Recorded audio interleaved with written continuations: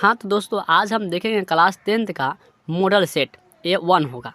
दोस्तों ऐसे ऐसे आपको 5 सेट मिलने वाले हैं। अगर आप पढ़े हैं अच्छे से या नहीं पढ़े हैं तो भी आप इस मॉडल सेट को ज़रूर लगाइएगा। अगर 10th में आप 2024 में एग्ज़ाम देने वाले हैं तो इस वीडियो को आपके लिए बहुत इंपॉर्टेंट होने वाला है। आप इस वीडियो को ज़रूर देखिएगा। चलते दोस्तों अपने बिना कुछ देरी किए हुए अपने प्रश्न की ओर। क्या करना है आपको 100 प्रश्नों में से दोस्तों किन्हीं 50 प्रश्नों को आपको उत्तर देना है और इसका 50 प्रश्नों को उत्तर वो मार्कशीट में आपको क्या करना है, रंग देना है। ये 50 नंबर का आपका होगा। ठीक है, चलते हैं, ज़्यादा देरी नहीं करते हैं अपनी पहला 1 नंबर प्रश्न की ओर। पहला प्रश्न क्या है दोस्तों, मैक्स मुलर का जन्म आधुनिक जर्मनी के किस नगर में हुआ था? तो बताएंगे दोस्तों। अगर आपको आता है तो जरूर बताएंगे, नहीं आता है तो दोस्तों ऑप्शन सुन के आप याद जरूर कर लेंगे इसे। दोस्तों डेसाऊ में हुआ है। कहाँ हुआ? डेसाऊ में, यानी पहला का ऑप्शन ए हो जाएगा राइट आंसर। चलते हैं अगले प्रश्न 2 की तरफ। 2 में क्या है दोस्तों, देखिएगा, कह रहा है काशी क्या है? काशी क्या है? तो दोस्तों काशी एक देवनगरी है। क्या है? देवनगरी है दोस्तों। चलते हैं बिना कुछ देरी किए हुए दोस्तों, क्योंकि सब प्रश्न करना है दोस्तों, लॉन्ग वीडियो ना हो, इसीलिए आपको दोस्तों तुरंत बता के निकलते हैं। आप इसे जरूर याद कीजिएगा। अगले 3 नंबर प्रश्न क्या कर रहा है दोस्तों, क्या कर रहा है, बड़े भाई किस लेखक की रचना है? बड़े भाई किस लेखक की रचना है? तो बड़े भाई दोस्तों रामविलास शर्मा की रचना है। बड़े भाई किस लेखक की रचना है दोस्तों? तो रामविलास शर्मा का राइट आंसर सी हो जाएगा। चलते हैं बिना देरी किए प्रश्न संख्या 4 पे। नटरंग शीर्षक पत्रिका की संपादक कौन है? नटरंग शीर्षक पत्रिका की संपादक कौन है? तो दोस्तों बताइए 4 का राइट आंसर क्या होगा? तो दोस्तों रसीम वाजपेयी। क्या होगा? Rasim Vajpayee. Option number B right हो जाएगा। चलते हैं अगले प्रश्न संख्या 5 की तरफ। 5 में क्या है दोस्तों, हमारी नींद शीर्षक कविता किस काव्य संग्रह से लिया गया है? दोस्तों बताइए किस काव्य संग्रह से लिया गया है? तो दोस्तों आपको बता दिए दुष्ट चक्र सृष्टा से लिया गया है। दुष्ट चक्र सृष्टा से लिया गया है। राइट आंसर ए हो जाएगा। चलते हैं बिना कुछ देरी किए अगले 6 प्रश्न को। 6 में क्या है, खून की सगाई मोस्ट VVI दोस्तों, इसे यह जरूर याद कीजिएगा। खून की सगाई किनकी प्रसिद्ध रचना है? किनकी प्रसिद्ध रचना है? तो दोस्तों खून की सगाई ये आपको ईश्वर पेटलिकर की प्रसिद्ध क्या है, रचना है। ठीक है, चलते हैं बिना देरी अगले प्रश्न की ओर। अगला प्रश्न क्या है 7 नंबर, किसे महसूस हुआ कि पृथ्वी क्या हो, पृथ्वी और आकाश के बीच घुटन भरी हुई है? किसको महसूस हुआ बताइए? तो दोस्तों ये महसूस किसे हुआ? सीता को हुआ था। ठीक है, चलते हैं अगले प्रश्न 8 की तरफ। 8 में क्या, निम्नलिखित में से नगर संवेदना के कवि कौन है? नगर संवेदना के कवि कौन है बताइए? तो नगर संवेदना के कवि कौन है आप जानते हैं तो जरूर बताइए दोस्तों। कुंवर नारायण। कौन है? कुंवर नारायण। और एक वृक्ष की हत्या इन्हीं का लिखा हुआ है। ठीक है, देखिए दोस्तों 4 ही ऑप्शन है, इसमें देख लीजिए क्या घनानंद ने क्या लिखा है, रसखान ने क्या लिखा है, प्रेमघन ने क्या लिखा है, सभी आप देख लीजिएगा। ठीक है, चलते हैं अगले प्रश्न की ओर। अगले प्रश्न 9 की तरफ। 9 क्या कर रहा है दोस्तों, देखिएगा क्या कर रहा है, बद्रीनाथ चौधरी, इसका प्रेमघन का पूरा नाम क्या है? बद्रीनाथ चौधरी किस प्रकार के गद्य लिखते थे बताइए दोस्तों? तो ये कलात्मक एवं अलंकृत गद्य लिखते थे, यानी राइट आंसर बी हो जाएगा। चलते हैं अगले प्रश्न 10 में।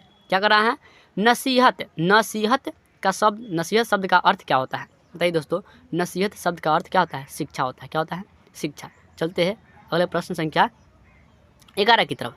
11 में क्या है दोस्तों, देखिए ध्यान से। 11 में क्या है, 11 में सुजाता का जन्म कब हुआ था? तो सुजाता का जन्म 3 मई 1935 ईस्वी को हुआ था। 3 मई 1935 ईस्वी को हुआ था। चलते 12 नंबर, पंपाती कहानी का पात्र कौन है? पंपाती कहानी का पात्र कौन है? तो दोस्तों बताइए पंपाती कहानी का पात्र कौन है? आप जरूर बताइए। इसका हो जाएगा नगर। क्या हो जाएगा? नगर। पंपाती कहानी का पात्र कौन है? नगर है। बताइए धरती विश्वास किसके द्वारा लिखा गया है?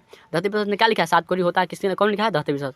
बताइए धरती कब तक घूमेगी किसने लिखा है? सामर्थ्य ने लिखा है। माँ किसने लिखा है? ईश्वर पेटलिकर ने लिखा है। ऐसे ऐसे आप याद करके रखिएगा। चलते अगले प्रश्न संख्या 13 की ओर। 13 में क्या है, बड़े डॉक्टर ने पंपाती को कौन सी बीमारी बताई थी? बड़े डॉक्टर ने पंपाती को कौन सी बीमारी बताई थी बाबू? मेनिंजाइटिस। दोस्तों एक बार क्वेश्चन मेरे लिए, आपके लिए बताइएगा।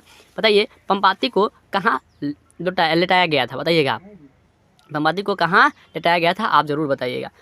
ठीक है, चलते हैं अगले प्रश्न संख्या हम लोग प्रश्न संख्या 14 की तरफ। 14 में क्या है, देखिए ध्यान से। 14 में क्या है, एस रंगराजन किस लेखक का पूरा नाम है? एस रंगराजन किस लेखक का पूरा नाम है? तो एस रंगराजन ये सुजाता का पूरा नाम है। एस रंगराजन सुजाता का पूरा नाम है। ठीक है, हो जाएगा। ठीक है, चलते हैं अगले संख्या 15 की ओर। धरती कब तक घूमेगी? धरती कब तक घूमेगी किसके द्वारा रचना किया गया है? धरती कब तक घूमेगी दोस्तों बताइए? सामर्थ्य। किसके द्वारा से? सामर्थ्य। बताइए सुजाता ने क्या लिखा है? ये थी 7 कोरी होता क्या लिखा है? श्रीनिवास जी क्या लिखा है? तो श्रीनिवास जी दही वाली मांगा लिखा है। 7 कोरी होता किसने लिखा है? सात कोरी होता, दहते विश्वास है। सुजाता क्या लिखा है, नगर, क्या लिखा है, नगर। असामर्थ्य क्या लिखा है, धरती कब तक घूमेगी लिखा है। चलते हैं 16 नंबर प्रश्न की ओर। 16 में क्या कह रहा है, देखिए ध्यान से 16 में क्या कह रहा है। देखिए 16 में अहिंसा सत्याग्रह किनका एक बड़ा हथियार है, माने सबसे बड़ा हथियार है। अहिंसा और सत्याग्रह किसका सबसे बड़ा हथियार है, तो दोस्तों बताइए, ये गांधी जी का सबसे बड़ा क्या है, हथियार। राइट आंसर हो जाएगा डी। आगे है दोस्तों, गुरु नानक की भेंट किस मुगल बादशाह से हुई थी, बताइए। गुरु नानक की भेंट किस मुगल बादशाह से हुई थी, बताइए। किस मुगल बादशाह से हुआ था दोस्तों, बाबर से हुआ था। किससे हुआ था, बाबर से। अब बाबर के पुत्र का नाम क्या है, हुमायूं। हुमायूं के पुत्र का नाम क्या है, अकबर नाम है, ठीक है। इसे भी याद रखेंगे, ठीक है। चलते हैं अगले प्रश्न संख्या 18 की तरफ। 18 में क्या है, किनकी रचनाओं का संग्रह गुरु ग्रंथ साहिबा में किया है, माने गुरु ग्रंथ साहिबा से प्रसिद्ध हुआ है, बताइए। तो गुरु नानक क्या है, गुरु नानक सिख धर्म के पहले गुरु थे। 5वें गुरु गुरु अर्जुन देव, 10वें गुरु गुरु गोविंद सिंह। और गुरु गोविंद सिंह का जन्म कहाँ हुआ है, पटना में हुआ है। कोई दिक्कत नहीं है दोस्तों। देखिए दोस्तों, गुरु नानक ने अनेक रचना करके मर गया था। तो दोस्तों अर्जुन देव ने क्या किया था, इनकी रचनाओं का एक जो संग्रह किया था। जो संग्रह करने के बाद जो नाम दिया वो गुरु ग्रंथ साहिबा नाम दिया, ठीक है। याद रखेंगे दोस्तों, कब किया था, 1604 में संग्रह किया था, ठीक है। इसे भी आप याद रखेंगे। चलते हैं अगले प्रश्न संख्या 19 की तरफ। 19 में क्या कह रहा है दोस्तों, देखिए ध्यान से। 19 में क्या कह रहा है, 19 में दोस्तों कह रहा है, वाणी कब विष के समान हो जाता है, बताइए। तो राम नाम के बिनु विष के क्या होता है, समान होता है, सब जानता है। राइट आंसर क्या हो जाएगा, डी। चलते हैं अगले प्रश्न संख्या, रेलन मारियालीर के द्वारा रचित कविता कौन सा, बताइए। तो मेरे बिना तुम पर किसके द्वारा लिखा गया है, रेलन मारियालीर के, यानी राइट आंसर 20 के हो जाएगा ए। आगे है दोस्तों, आगे 21 नंबर क्या है, देखते हैं। 21 और 22 नंबर देखते हैं क्या है। 21 में है, रंगपा कौन था, तो रंगपा एक क्या था, ज्वारी किस्म का लड़का था, लापरवाह लड़का था, है ना। आगे है दोस्तों 22 नंबर, मंगमा किस कहानी का एक पात्र है। तो मंगमा किस कहानी का पात्र है, तो दही वाली मंगमा कहानी का एक क्या है, पात्र है, ठीक है। चलते हैं आगे दोस्तों। तो इसमें क्या है, श्रीनिवास किस साहित्य के प्रतिष्ठित रचनाकार है, कह रहा है क्या चीज़ दोस्तों, श्रीनिवास किस साहित्य के प्रतिष्ठित रचनाकार है, बताइए। किसका प्रतिष्ठित रचनाकार है, श्रीनिवास जी, बताइए दोस्तों। अगर आपको आता है तो जरूर बताइएगा दोस्तों। इसका हो जाएगा कन्नड़ साहित्य, क्या हो जाएगा, कन्नड़ साहित्य, यानी राइट आंसर क्या हो जाएगा, सी हो जाएगा, क्या हो जाएगा, सी इसका राइट आंसर हो जाएगा। चलते हैं अगले प्रश्न संख्या 24 की तरफ। 24 में क्या कह रहा है, लक्ष्मी का पति कहाँ नौकरी करता था, लक्ष्मी के पति कहाँ नौकरी करता था, दोस्तों बताइए। तो लक्ष्मी के पति कहाँ नौकरी करता था बाबू, कलकत्ता में। कहाँ करता था, कलकत्ता में करता था। और लक्ष्मी के पति कलकत्ता में नौकरी करता था, इनसे उसका गुजर बसर चलता नहीं था। तो लक्ष्मी खुद अपने यहीं पर नौकरानी करके कमाती थी, उनसे अपने बाल बच्चों का क्या करती थी, गुजर बसर करती थी। चलते हैं अगले प्रश्न संख्या 26 की तरफ। 25 की तरफ। 25 में क्या है दोस्तों, दहते विश्वास कहानी किस लेखक द्वारा अनुवादित किया गया है, दोस्तों। होता है अनुवादित का मतलब यही होता है दोस्तों, रूपांतरित किया गया। माने कि दोस्तों दहते विश्वास कहानी जो लिखा गया है किस लेखक द्वारा हिंदी में रूपांतरित किया गया, इसी बोलते हैं अनुवादित। तो दोस्तों राजेंद्र प्रसाद मिश्र द्वारा, किसके द्वारा, राजेंद्र प्रसाद मिश्र, यानी राइट आंसर ये हो जाएगा। चलते हैं प्रश्न संख्या 26 की ओर दोस्तों। अगर दोस्तों ये सारे प्रश्न को कर लेते हैं तो दोस्तों आशा करते हैं कि आपको हिंदी में कोई दिक्कत होने वाला भी नहीं है। और दोस्तों सारे प्रश्नों को करके आपके पास याद नहीं है तो दोस्तों याद जरूर कर ले। अगर याद है तो बहुत अच्छा है, बताइए कमेंट सेक्शन में कितना आपका स्कोर हुआ पूरा, ठीक है। चलते 26 नंबर में क्या कर रहा है दोस्तों, बताइएगा। कह रहा है, सब पुराने अच्छे नहीं होते और सब नए खराब नहीं होते, ऐसा किसने कहा था, बताइए। ऐसा किसने कहा था दोस्तों, तो ऐसा ये बात किसने कहा था, ये बात कालिदास ने कहा था। किसने कहा था, कालिदास ने कहा था। चलते हैं प्रश्न संख्या 27 की तरफ। 27 में क्या है दोस्तों, क्या रहा है, मंगू की माँ की कितनी संतानें थी, तो मंगू की माँ की कितनी संतान थी, 4। सब जानते हैं दोस्तों, और जानते हैं दोस्तों हमसे पहले तुरंत आप आंसर देने का प्रयास करेंगे। 28 नंबर क्या करा, ईश्वर पेटकर डैश के लोकप्रिय कथाकार थे, माने ईश्वर पेटकर बाबू जो है वो किस भाषा में लिखा गया, बताइए। ईश्वर पेटकर का लेखक कौन है, माँ, क्या है, अम्मा। तो दोस्तों माँ गुजर जाएगी तो बहुत याद आएगी, गुजर से क्या हो गया, गुजराती। आपको ट्रिक ऐसा दिया गया था। तो दोस्तों राइट आंसर क्या हो जाएगा, बी। चलते हैं अपने प्रश्न संख्या 29 की तरफ। 29 में क्या है दोस्तों, देख लेते हैं। 29 में क्या है दोस्तों, देखिएगा। 29 में ईश्वर पेटकर के लोकप्रिय कथाकार कौन है, ईश्वर पेटकर के लोकप्रिय कथाकार कौन है, तो दोस्तों अभी बता दीजिए क्या है, गुजराती है दोस्तों। 28 नंबर ही प्रश्न था। चलते हैं 29 नंबर अब क्या है, राम नाम बिनु बीरते जगी जनमा के माध्यम से कवि किसका विरोध करते हैं, बताइए। तो कवि किससे विरोध करते हैं, आप बताएंगे। राइट आंसर 29 का क्या होगा, तो दोस्तों 29 का राइट आंसर यानी डी ए सभी होगा दोस्तों। चलते हैं अगले प्रश्न संख्या 30 की तरफ। 30 में क्या कर रहा है दोस्तों, देखिएगा ध्यान से, क्या कर रहा है, इन मुसलमान हरिजन पाए कोटिन हिंदू वार्य किस कवि के लिए कहा गया था? किस कवि के लिए कहा गया बताइए दोस्तों। अगर पढ़े होंगे दोस्तों तो आप जरूर जवाब देंगे। तो दोस्तों ये रसखान के लिए किया गया था। किसके लिए गया था? रसखान के लिए कहा गया था। चलते हैं अगले प्रश्न संख्या 31 में क्या करा है। 31 में क्या करा दोस्तों? विठल नाथ ने किस भक्त कवि की पुष्टि मार्ग की दीक्षा दी है? किस की दीक्षा दी है? तो बताइए दोस्तों 31 का क्या हो जाएगा राइट आंसर? तो 31 का राइट आंसर हो जाएगा डी, रसखान की दीक्षा दी है। ठीक है, चलते हैं अगले प्रश्न संख्या 32 की तरफ। 32 में क्या है दोस्तों? देखिए दोस्तों 32 में क्या है, ध्यान से बताइएगा दोस्तों। हमसे पहले अगर आता है तो बताइए जरूर, अपना स्कोर कमेंट सेक्शन में जरूर बताइएगा। कवि रसखान ने चित्तचोर किसे कहा है? चित्तचोर किसे कहा है बताइए दोस्तों। कवि रसखान ने चित्तचोर किसे कहा है बताइए। तो दोस्तों ये कृष्ण को कहा है। किसे कहा है? कृष्ण को। चित्तचोर, चित्तचोर किसे बोलते हैं? कृष्ण को बोला गया है, कवि रसखान ने कहा है बात। ठीक है, आगे दोस्तों कमरा नंबर 48 में बली अम्बाला को कौन ले गया था बताइए। बली अम्बाला को घर से कमरा नंबर 48 में कौन ले गया था बताइए। अगर पढ़े तो जरूर जवाब देंगे दोस्तों। तो इसका राइट आंसर यानी अमल राज ने ले गया था। क्वेश्चन ले गया था, अमल राज ने ले गया था। ठीक है, चलते हैं अगले प्रश्न संख्या 34 की तरफ। 34 में क्या है दोस्तों? देखिए ध्यान से। 34 में घाना नदी का जन्म कब हुआ था? घाना नदी का जन्म कब हुआ था दोस्तों? जन्म और मृत्यु याद कर लीजिएगा, ऐसे ऐसे प्रश्न पूछे जाते हैं। घाना नदी का जन्म कब हुआ था? तो घाना नदी का जन्म कब हुआ था दोस्तों बताएंगे। इसका राइट आंसर हो जाएगा डी, यानी 1689 ईस्वी के पास हुआ था घाना नदी का जन्म। ठीक है, चलते अगले प्रश्न संख्या दोस्तों 35 की तरफ। 35 में क्या है देखिएगा। अगर दोस्तों आप पढ़े तो जरूर जवाब दीजिएगा, नहीं पढ़े तो इसे याद कर लीजिएगा। आपके लिए मोस्ट VVI 2024 में एग्जाम देने वाले हैं। तो चलिए दोस्तों आगे हम क्या बताएं, अब क्वेश्चन की ओर चलते हैं सीधे। भारत माँ के श्रेष्ठ मुख की तुलना कवि ने किससे की है बताइए।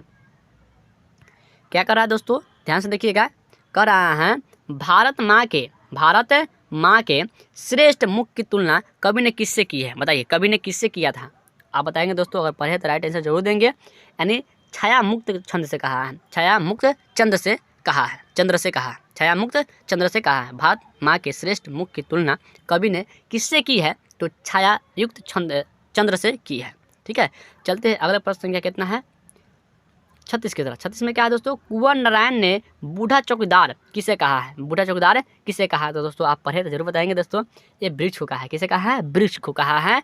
क्या कहा है? बूढ़ा चौकीदार कहा है कवि नारायण। ठीक है, कवि माने कुंवर नारायण ने। ठीक है, चलते हैं अपने प्रश्न संख्या 27 की तरफ। 27 में क्या है दोस्तों? देखिए, लौटकर आऊँगा फिर कविता किस कवि द्वारा भाषा रूपांतरित की गई है? भाषा रूपांतरित की गई। लौटकर आऊँगा फिर बताइए किसके द्वारा लिखा गया है? तो दोस्तों ये लौटकर आऊँगा किसके द्वारा लिखा गया है बताइए।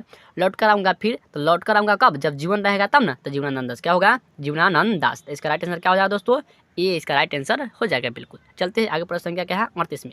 अशोक वाजपेयी का जन्म कब हुआ था बताइए। अशोक वाजपेयी का जन्म कब हुआ था? तो अशोक वाजपेयी का जन्म 16 जनवरी 1941 ईस्वी को हुआ था। राइट आंसर क्या हो जाएगा? बी हो जाएगा। ठीक है, चलते हैं अगले प्रश्न संख्या 39 की तरफ। 39 में क्या है दोस्तों? देखिएगा 39 में क्या लिखा हुआ? लेखक अपने पिता से क्या मांगना चाहता था बताइए। क्या मांगता था? मछली मांगना चाहता था बाबू, क्योंकि वो खिलौना माने मछली कुएं में डालने के लिए मांगना चाहता था। ठीक है ना। देखिए दोस्तों कौन मांगता था बाबू? संतु। कौन मांगता था? संतु मांगता था। ठीक है, चलते हैं आगे प्रश्न की ओर। क्या है दोस्तों? आगे देखते हैं। आगे में क्या है? बिस्मिल्लाह खां का लोकप्रिय वाद्य यंत्र क्या है बताइए। बिस्मिल्लाह खां क्या बनाते थे बताइए। क्या बताइए? बीना बजाते थे, कि तबला, की हारमोनियम, की शहनाई। तो दोस्तों न ये बजाते थे, न ये बजाते थे और न ये बजाते थे दोस्तों। क्या? शहनाई बजाते थे। क्या? शहनाई। राइट आंसर क्या हो जाएगा? ए। चलते हैं अगले प्रश्न क्या 41 की तरफ। 41 में क्या है दोस्तों? मेरा धर्म कैद खाने का धर्म नहीं है। मेरा धर्म कैद खाने का धर्म नहीं है। यह पंक्ति किस शीर्षक पाठ की है बताइए। ये पंक्ति जो है किस शीर्षक पाठ में कहा गया? किस में कहा गया? नमक खाने में आदत में उसमें कहा गया, कि अभिनव में कहा गया, कि शिक्षा और संस्कृति में कहा गया, कि जीत में निखत में इसमें कहा गया। तो दोस्तों बताएंगे इसमें किस में कहा गया था कि मेरा धर्म कैद खाने का धर्म नहीं है। यह बात किस में कहा गया था दोस्तों? तो शिक्षा और संस्कृति में कहा गया। इसमें कहा गया है शिक्षा और संस्कृति में कहा गया। चलते हैं अगले प्रश्न क्या 42 की तरफ। 42 में क्या है उससे भी थोड़ा देख लेते हैं हम। देखिए दोस्तों 42 में क्या है? 42 में कहा गया गांधी जी को महात्मा की उपाधि किसने दिया था? यानी गांधी जी को सबसे पहले महात्मा किसने कहा था? अब बताइए दोस्तों किसने कहा था? अगर आता है तो जरूर बताएंगे दोस्तों। तो इसका रविंद्रनाथ टैगोर ने महात्मा कहा था। ठीक है, रविंद्रनाथ टैगोर ने क्या कहा था? गांधी जी को महात्मा कहा था। चलते हैं अगले प्रश्न का 43 में क्या है दोस्तों? शिक्षा और संस्कृति किनकी रचना है? तो बताइए दोस्तों किसकी है? महात्मा गांधी की। शिक्षा और संस्कृति किसकी है? महात्मा गांधी की। बताइए अशोक वाजपेयी ने क्या लिखा बताइए। रामविलास शर्मा ने क्या लिखा जरूर बताइए। यतीन्द्र मिश्र ने क्या लिखा है जरूर बताइए दोस्तों। ठीक है, चलते हैं अगले प्रश्न की संख्या 44 की तरफ दोस्तों, क्योंकि हमको 100 प्रश्न करना है दोस्तों, हाल करना पड़ेगा। ठीक है, 44 के क्या है, शिक्षा और संस्कृति किनकी रचना है। तो दोस्तों महात्मा गांधी का पढ़ लिए हैं। 44 में देखिए यहाँ पर 44 यहाँ पर देखिए ध्यान से, महात्मा गांधी के अनुसार उदात्त और बढ़िया शिक्षा क्या है। तो आपको पहले ही बता दिए है क्या है, अहिंसा प्रतिरोध। क्या है, अहिंसा प्रतिरोध महात्मा गांधी की क्या है, उदात्त और बढ़िया शिक्षा महात्मा गांधी के अनुसार है। ठीक है, चलते हैं अगले प्रश्न संख्या 45 की तरफ। 45 में क्या है, 45 में क्या है दोस्तों, देखिएगा ध्यान से, 45 में क्या लिखा हुआ है। पहली बार देखे कि बहादुर कितने वर्ष का था। बताइए, जब पहली बार देखा गया तो बहादुर कितने वर्ष का था, बताएंगे दोस्तों। सब पढ़ाया हुआ क्वेश्चन है दोस्तों। ये कितने, 12-13 वर्ष का था। जब देखा गया था कितने वर्ष के थे, 12-13 वर्ष के था जब पहली बार बहादुर को देखा गया था। ठीक है, चलते हैं। हिंदी आलोचना को वैज्ञानिक दृष्टि प्रदान करने का श्रेय किनको प्राप्त है। बताइए, हिंदी आलोचना को वैज्ञानिक दृष्टि प्रदान करने की श्रेय किसको प्राप्त हुआ है, जल्दी बताएंगे दोस्तों। 46 का राइट आंसर क्या होगा, तो दोस्तों रामविलास शर्मा को। किसे है, रामविलास शर्मा को। ठीक है, चलते हैं। परंपरा का मूल्यांकन किसने लिखा है, रामविलास शर्मा ही लिखा है। अमरकांत क्या लिखा है, बहादुर बार को किसने लिखा, अमरकांत ने। नन्ही शर्मा किस, बताइए क्या लिखा है, नन्ही शर्मा क्या लिखा है, 20 के दांत नन्ही शर्मा। यतीन्द्र मिश्र किसने लिखा, नमक खाने में इबादत, यतीन्द्र मिश्र। ठीक है, चलते हैं अगले प्रश्न संख्या 47 की तरफ। 47 में क्या है दोस्तों, देखिएगा। साहित्य की परंपरा का संपूर्ण ज्ञान व्यवस्था में ही संभव है। बताइए, यह किसमें कहा गया है, साहित्य की परंपरा का संपूर्ण ज्ञान यानी पूर्ण ज्ञान किस व्यवस्था में ही संभव है। तो आप बताएंगे दोस्तों, इस किस व्यवस्था में ये संभव है बात है, तो दोस्तों ये पूंजीवादी व्यवस्था में संभव है। राइट आंसर ये हो जाएगा। चलते हैं अगले प्रश्न क्या 48 में क्या है, पंडित बिरजू महाराज किस कला से संबंधित है, किस कला से संबंधित है। पंडित बिरजू महाराज क्या करते थे, बताइए दोस्तों, बताइए क्या करते थे। जरूर पढ़ाया हुआ प्रश्न है दोस्तों, आप जरूर बताएंगे क्या करते थे दोस्तों। ये नृत्य कला करते थे। क्या करते थे, नृत्य कला करते थे। चित्र नहीं बनाते थे, संगीत नहीं करते थे, नाट्य कला नहीं है, नृत्य कला क्या है, नृत्य कला से थे। राइट आंसर क्या हो जाएगा बाबू, एक बी हो जाएगा। ठीक है, चलते हैं अगले प्रश्न संख्या 49 की तरफ। क्या है 49 में दोस्तों, देख लेते हैं। 49 में दोस्तों क्या है, अभिनयो है। बताइए अभिनयो क्या है, अभिनयो क्या है दोस्तों, कहानी है कि कविता है कि जीवनी है कि ललित रचना है। तो दोस्तों 49 का बताइए क्या होगा। तो दोस्तों अभिनयो क्या है, एक ललित रचना है। क्या है, ललित रचना है। 50 में क्या है दोस्तों, करा नाखून क्या करा, 50 में क्या कर रहा है, नाखून क्यों बढ़ते हैं, कि रचनाकार कौन है, नाखून क्यों बढ़ते हैं। नाखून बढ़ने के लिए दोस्तों, नाखून बढ़ जाएगा तो आप काटने के लिए हजारी लगाना पड़ेगा, हजारी प्रसाद द्विवेदी। राइट आंसर क्या हो जाएगा, बी। ठीक है, ऐसे याद कर लीजिए, नाखून बढ़ता है दोस्तों तो उसको काटने के लिए हजारी लगाना पड़ता है दोस्तों, पैसा से खरीदना पड़ता है, तो याद रखेंगे हजारी प्रसाद द्विवेदी जी।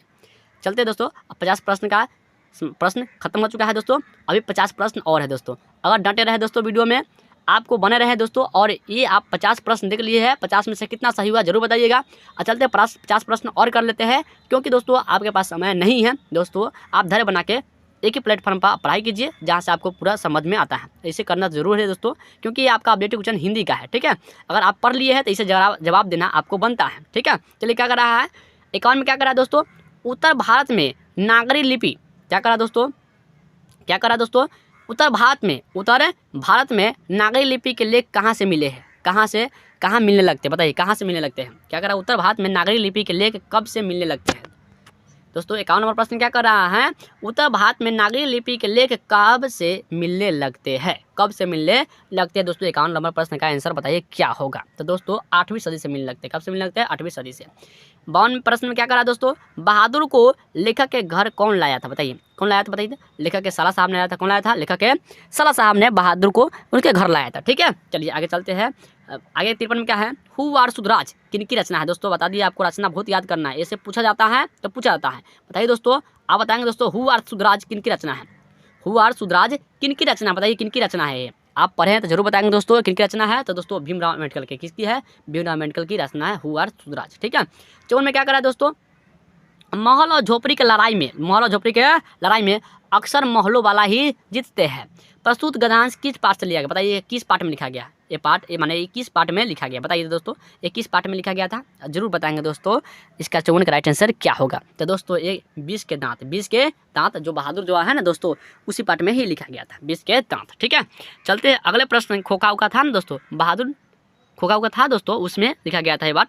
ठीक है, चलते हैं अगले प्रश्न संख्या हम लोग 55 की तरफ। 55 में क्या है दोस्तों, बताइएगा दोस्तों। 55 में क्या है, मैक्स मुलर के अनुसार वह कौन सा देश है जो हकर्स जैसे अनेक वनस्पति को अनायास ही अपनी ओर आकृष्ट कर लेती है। बताइए वो कौन सा देश है, वो कौन सा देश है दोस्तों? तो ऐसा कौन सा देश है? जो भारत देश है, जो अपनी ओर आकर्षित कर लेता है, किसी व्यक्ति को हकर लेता है, अपनी ओर आकर्षित कर लेता है, अनायास कर लेता है। ठीक है, चलते अगले प्रश्न का 56 में क्या करा है दोस्तों?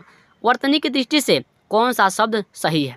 कौन सा शब्द सही है? वर्तनी की दृष्टि से कौन सा शब्द सही है? दोस्तों बताना आपको इसमें कौन सा शब्द जो लिखा गया है ना, वर्तनी की दृष्टि से यानी बोलने के हिसाब से सब सही है। बताइए दोस्तों 56 का क्या होगा राइट आंसर? 56 का राइट आंसर हो जाएगा बी, यानी ज्योत्सना। ये दोस्तों आपका क्या है? सही है। ठीक है, चलते हैं अगले प्रश्न क्या है दोस्तों? 57 की तरफ। 57 में क्या है दोस्तों? देखिएगा ध्यान से, निम्नलिखित वाक्य में से कौन सा वाक्य शुद्ध है?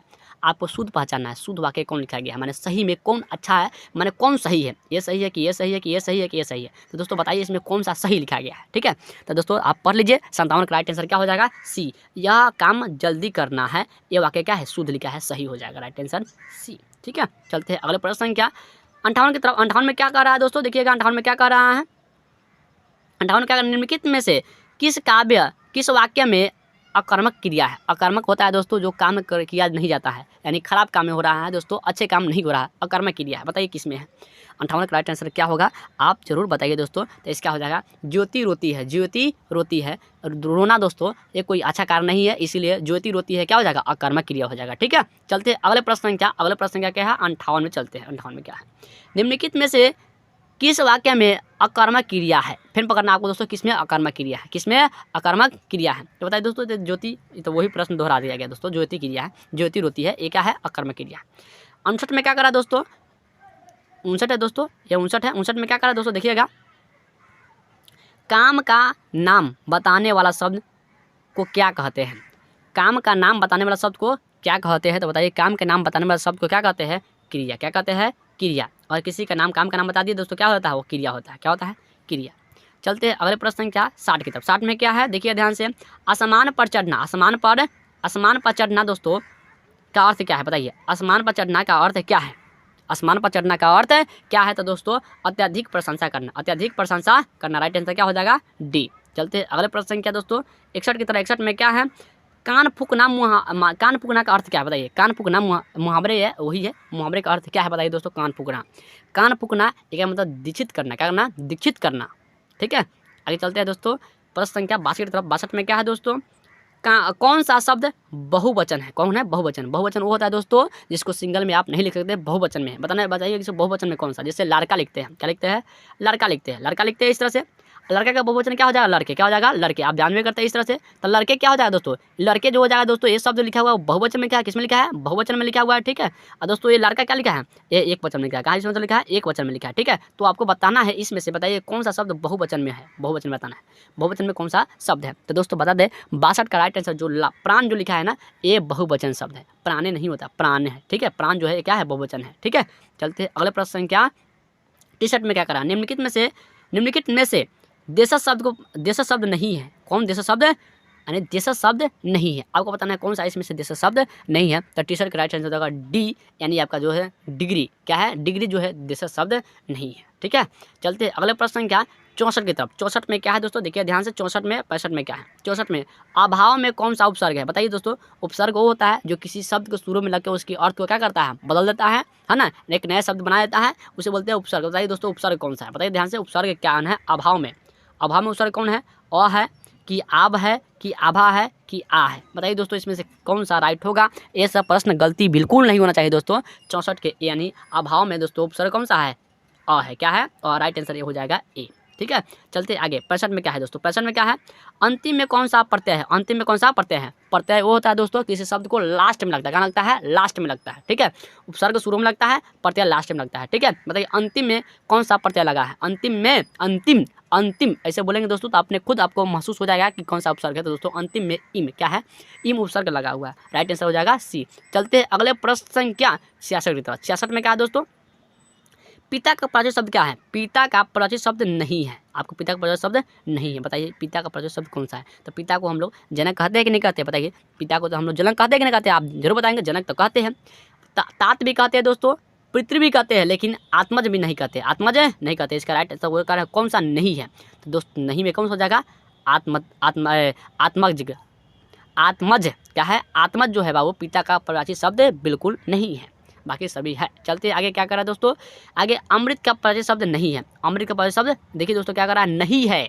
नहीं वाला पहचानना है। तो दोस्तों सुधा तो है, है ना। सुधा तो है, पीयूष तो भी क्या है, पीयूष भी अमृत का प्रयोग शब्द है, मधु भी है, लेकिन रसाल क्या है, रसाल ये प्रयोग शब्द नहीं है। तो राइट आंसर डी ना होगा दोस्तों, क्योंकि कह रहा है इसमें से कौन सा अमृत का परिचित शब्द नहीं है, तो नहीं है क्या है, रसाल नहीं है। राइट आंसर क्या हो जाएगा, डी। जो है वाला को नहीं पहचानना दोस्तों, नहीं है वो पहचानना है। चलते हैं 68 में क्या है दोस्तों, मूक। मूक का परिचित शब्द नहीं है, मूक का परिचित शब्द इसमें कह रहा है नहीं है, मूक का परिचित शब्द नहीं है। बताइए मूक का परिचित शब्द नहीं है, क्या नहीं है तो दोस्तों वाचाल। वाचाल जो है ये मूक का परिचित शब्द नहीं है। आगे दोस्तों यशोदा में प्रयुक्त संधि है, बताइए यशोदा में कौन सा संधि है, यशोदा में कौन सा संधि लगा हुआ है। आप बताएंगे स्वर संधि लगा कि विसर्ग संधि लगा कि व्यंजन संधि लगा कि इनमें से कोई नहीं लगा। बताइए दोस्तों 69 का राइट आंसर क्या होगा, तो 69 का राइट आंसर हो जाएगा सी, विसर्ग संधि लगा। क्या लगा है, यशोदा में विसर्ग संधि हो जाएगा। इसको तोड़ेंगे दोस्तों तो अपने आप को मालूम चलेगा कि विसर्ग संधि क्या होता है। चलते अगले प्रश्न क्या 70 की तरह। 70 में क्या है दोस्तों, महोदय का संधि विच्छेद क्या है, महोदय का संधि विच्छेद। संधि विच्छेद का मतलब दोस्तों दो, एक कोई भी शब्द उसको तोड़ देना है, दो जगह अलग करना है। तो बताइए महोदय का संधि विच्छेद क्या होगा, तो महोदय का संधि विच्छेद महोजोड़ उदय, महोजोड़ उदय ये नहीं होगा बिल्कुल दोस्तों, महाजोड़ उदय ये भी नहीं होगा, महान जोड़ उदय ये भी नहीं होगा, महाजोड़ उदय दोस्तों ये राइट आंसर क्या हो जाएगा, डी। आपका महोदय का संधि विच्छेद क्या हो जाएगा दोस्तों, महाजोड़ उदय, महाजोड़ उदय।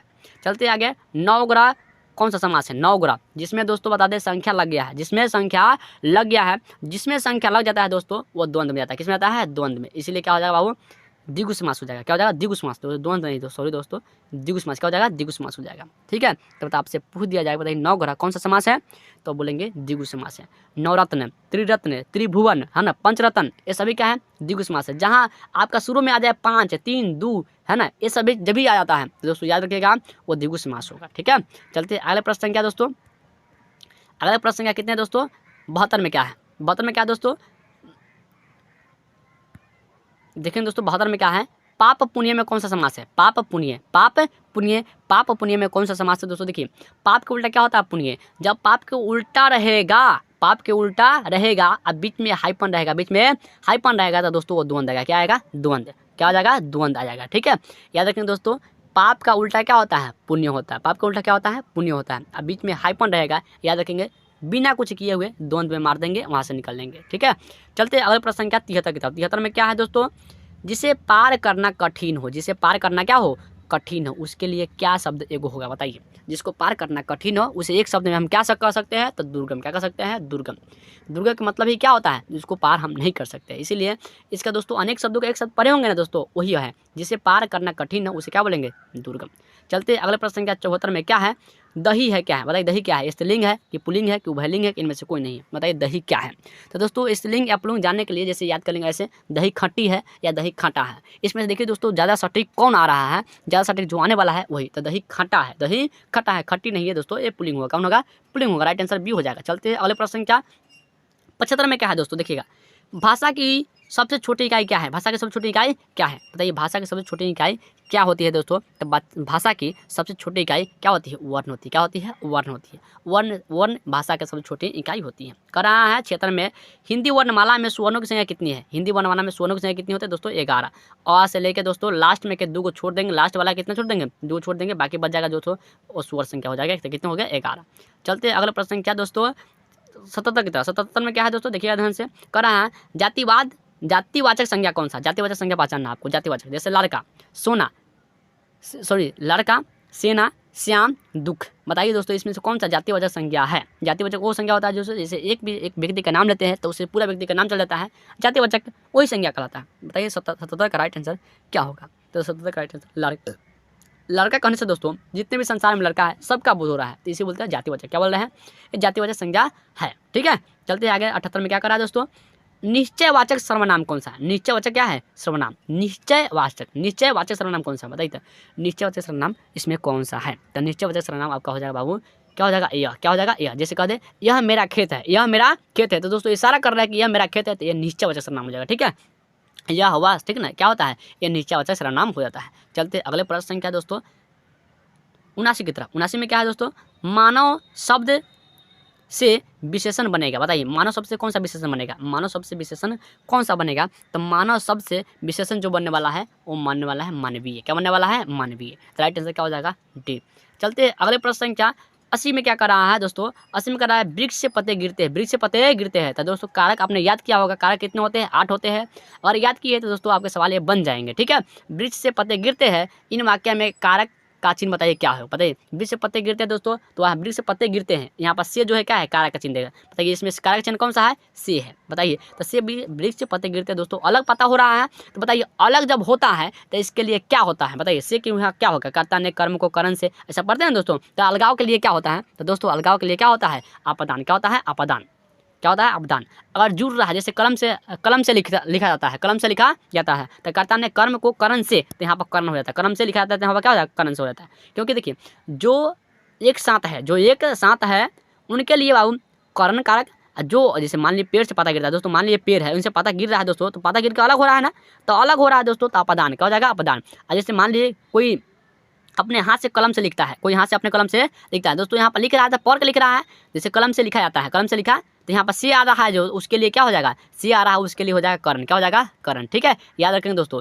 आप अलगाव के लिए अपदान, जुड़ाव के लिए कर्ण का प्रयोग करेंगे, ठीक है। कर्ता क्या होता है, कर्ता ने, ठीक है। चलते हैं अगले प्रश्न की ओर। अगले प्रश्न क्या है, 81 में करा है भगोरा शब्द में प्रत्यय कौन सा। भगोरा में प्रत्यय बताना, प्रत्यय क्या होता है, जो लास्ट में लगता है, बताइए। तो भगोरा में कौन सा प्रत्यय होगा, भगोरा में कौन सा प्रत्यय होगा, आप बताएंगे दोस्तों। 81 का राइट आंसर क्या होगा। तब भगोरा में दोस्तों आ क्या होगा, भगोरा में आ, भगोरा, भगोरा आ लास्ट में क्या आ रहा है, इसीलिए राइट आंसर क्या हो जाएगा, डी। चलते हैं अगले प्रश्न क्या, 82 में क्या है, 82 में आज्ञा शब्द कौन सा लिंग है। आज्ञा शब्द कौन सा लिंग है, लिंग बताना है दोस्तों, कि पुल्लिंग है कि उभयलिंग है, कि मान लिखा है अप्राणिक वाचक, अप्राणिक वाचक पुल्लिंग है कि स्त्रीलिंग है, बताइए दोस्तों क्या होगा। करा आज्ञा शब्द कौन सी लिंग है, पुल्लिंग, उभयलिंग, स्त्रीलिंग, अप्राणिवाचक पुल्लिंग, बताइए दोस्तों इसमें से कौन सा होगा। 82 का राइट आंसर क्या होने वाला, तो 82 का राइट आंसर होने वाला है डी।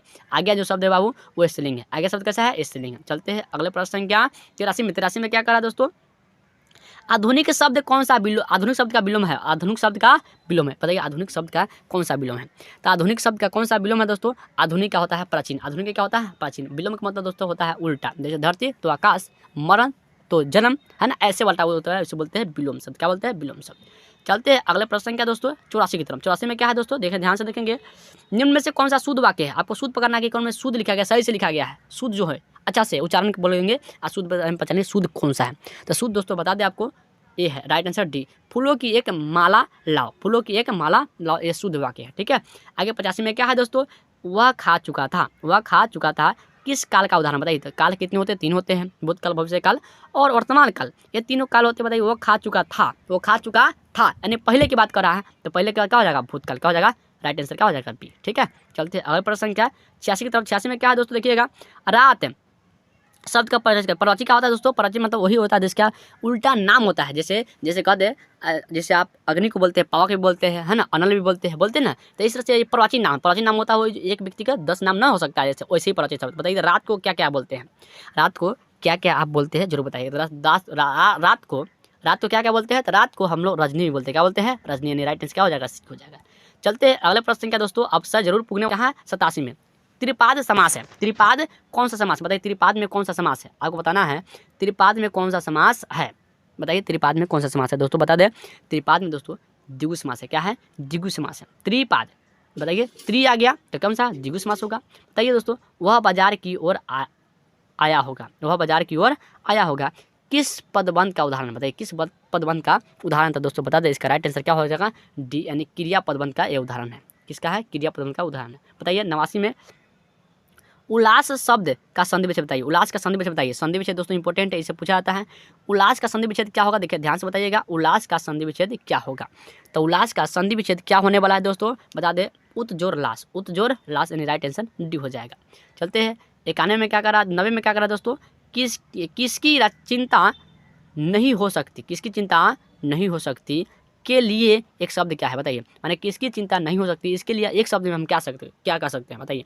तो किसके लिए, माने किसकी चिंता नहीं हो सकती है, इसके एक शब्द में हम क्या कर सकते हैं, तो एक शब्द में हम कर सकते हैं दोस्तों, क्या कर सकते हैं, अचिंतनीय, क्या कर सकते हैं, अचिंतनीय कह सकते हैं। इसके मतलब क्या हो जाएगा, जिसकी चिंता नहीं हो सकती, जिसकी चिंता नहीं हो सकती, इसके लिए क्या बोलेंगे, अचिंतनीय। क्या बोलेंगे, अचिंतनीय। 91 प्रश्न क्या कर रहा है दोस्तों, निम्न में से कौन सा शुद्ध वाक्य है, शुद्ध कौन सा है, बताइए शुद्ध कौन सा है, बताइए। आपको देखना है कि इसमें से शुद्ध कौन सा है 91 नंबर, बताइए। तो दोस्तों बता दें आपको 91 का शुद्ध जो है ना बाबू, चहार दीवारी ये क्या है? शुद्ध है।